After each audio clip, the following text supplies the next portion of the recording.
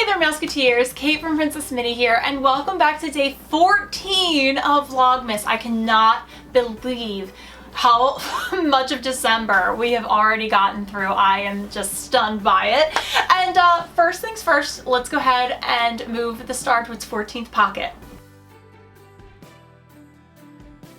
Today I have a really, I think, cool looking craft that's not super difficult. It was a little bit touch and go there. I had to kind of adapt it on the fly, but it was well worth it. It did come out like I had in my head, and I'm really excited to share it with you, and also hope that you do this as well as share your final products with me. Don't forget, at the end of this quick tutorial, we will be doing our mystery advent ornament, and we will also be opening up day 2 of Karen from Karen's USA Adventures advent box as well. Let's get started with this project.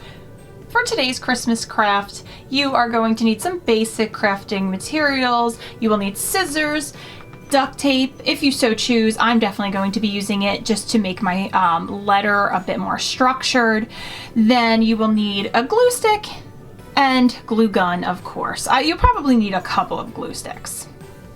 You will need some cardboard. You could use a box that's new. You could use a box that maybe you got from Amazon or some other Christmas present delivery.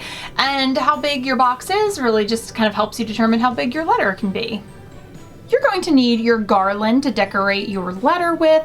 I am using this frosted garland from Joann's. It is from their Holiday Pine Essentials or Bloom collection, and it says there is 9 feet here. I'm hoping that that is going to be enough. And you're going to need whatever you want to decorate your letter with. I'm going with ornaments, and I'm going to go every other on my letter. So we're going to start with this really pretty champagne colored ball from Target, then go to this joy ornament from Joann's, back and forth and back. So I am estimating I will need 5 ornaments, but obviously, and these are really large. You could see the size of them as I grip it here. So if you pick something bigger or smaller, you may need to adjust the number of ornaments. And one last basic thing you will need is a Sharpie. Your first step will be to use your Sharpie on your cardboard to trace out the letter. What I'm going to do, since mine is an L, I'm just pretty much going to follow the shape of this box, and then I'm going to do a second piece and duct tape that together for the horizontal part of the L. Luckily, my L is pretty simple. This will be my vertical piece. This will be my horizontal piece that I'm going to attach to the back of the vertical piece as well before duct taping everything together. But you also want to make sure that whatever you're choosing to decorate with is going to fit. Like, I wouldn't want to make a super skinny L and then have this ball hanging off of it. And I already did this part when I was tracing the L, so I know it's going to fit. You can see all 3 balls will fit perfectly on that space.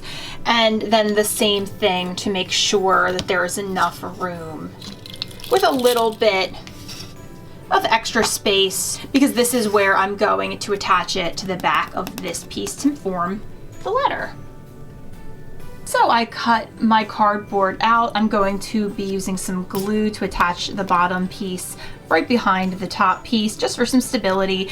And then I laid out my ornaments again, just to make sure that everything was looking proportional, and I think it's looking really good. So next step is going to be, again, to glue this together. Now, depending on your letter, you might not need to do that. Depending on your letter, you might need to glue a few pieces of cardboard together. It's really dependent upon the letter you've chosen.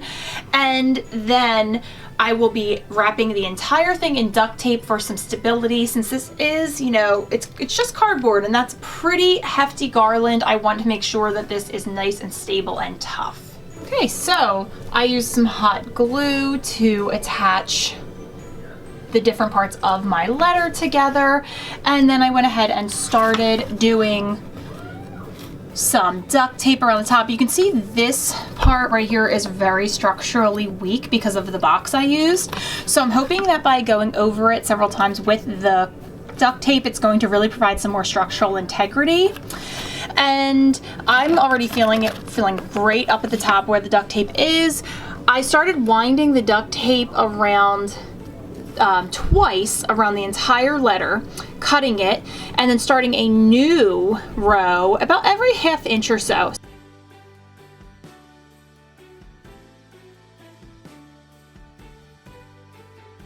And now that that step is done, the letter feels super sturdy and we are ready to start attaching our flocked garland. I'm going to start at the top, wind it around, come all the way down to the end of the L.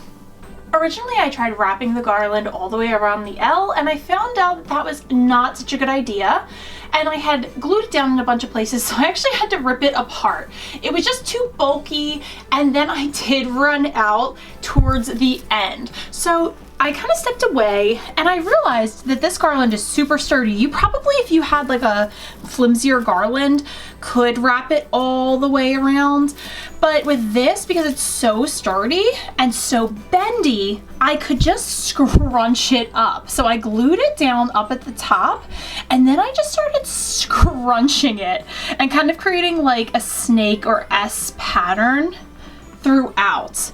Went all the way down to the corner, and now I can kind of show you there's only a little bit left. So, and then I went back and I glued that down. So I'm going to scrunch this up now and probably also glue this part that has a little hook on the back so that if I decide to hang it up, I will have this hook plus one that is also up there at the top hidden. Okay, so I scrunched up the last bit and then was able to bend just the last bit around. So that way, again, the back of this will have that little hook.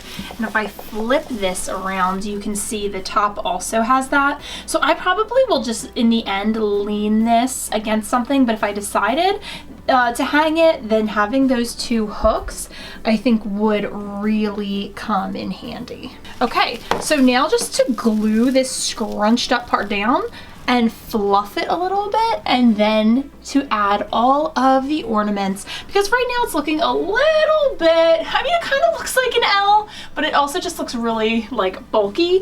I think putting the pattern of the ornaments is going to make it definitely take on more of an L pattern to the eye. Okay, I worked on fluffing it up a little bit. I kind of tried to straighten out some of this inner edge where I left the other edge is a little bit more wild, so look a little more natural, but I really wanted that controlled L shape as much as possible. Like it's a weird mix. You want a little control and you want a little natural wildness. What I'm going to do now is I have 5 ornaments and I'm actually going to start on the corner. And then I'm going to go to the other edges because I just want to make sure that everything kind of looks symmetrical as much as possible. And I think that by doing it like that, it's going to provide me with the best reference points.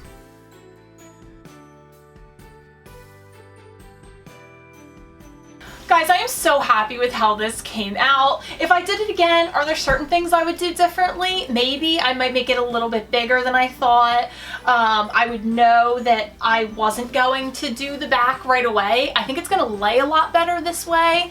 And before I started gluing anything, I would have laid everything out just to make sure it was gonna work. But honestly, this is the classiest piece of decor I've ever made. I'm absolutely in love with it. I could totally imagine doing like 3 letters, maybe like J-O-Y, and doing something like that. You could certainly do it smaller and do miniature ornaments. So I think that this came out really fun. I'm either going to put this on my mantle, probably this year my mantle, next year maybe in our dining room on top of our bar, but either way, I love this. I'm super thrilled with how it came out. I'm loving the colors, and I really hope that you will tackle this one. One thing I will say is another way you could adapt this is you could buy a wooden pre-made letter. It would be really sturdy, obviously, but due to the size, I don't usually see wooden letters being this size. If you can find one, then that's great.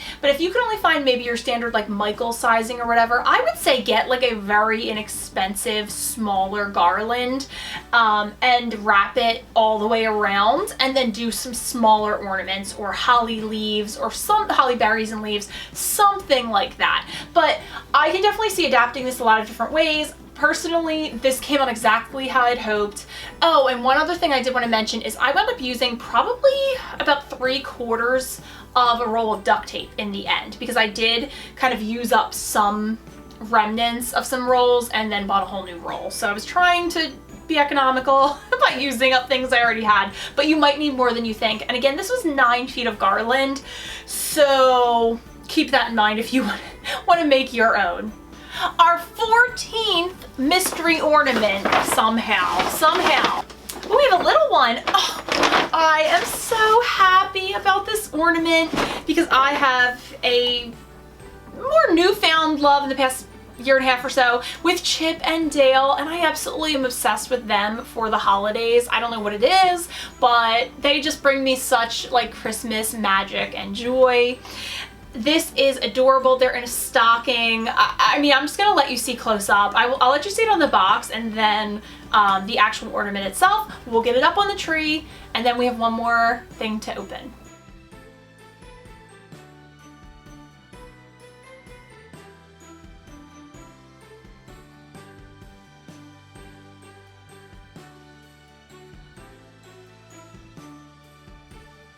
So this ornament had some cool surprises. Not only is the stocking flocked and it's a really nice feel to it, but then Chip's inside the stocking, but Dale is hanging from the stocking and you can maneuver him around. I think that is such a cute little concept. Okay, gotta get this on the tree and it will be a nice pop of red. And now we have day 2 of Karen's advent calendar. Oh, it says Harry Potter. Oh, it's a soap?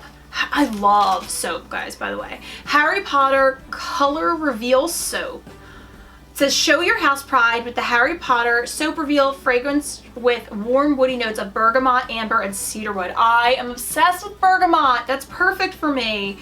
As you start to use the Harry Potter soap, your house color will slowly be revealed. Red is Gryffindor, green is Slytherin, yellow is Hufflepuff, and blue, of course, is Ravenclaw. I really hope that this shows up blue. If not, then I might have found out something new about myself.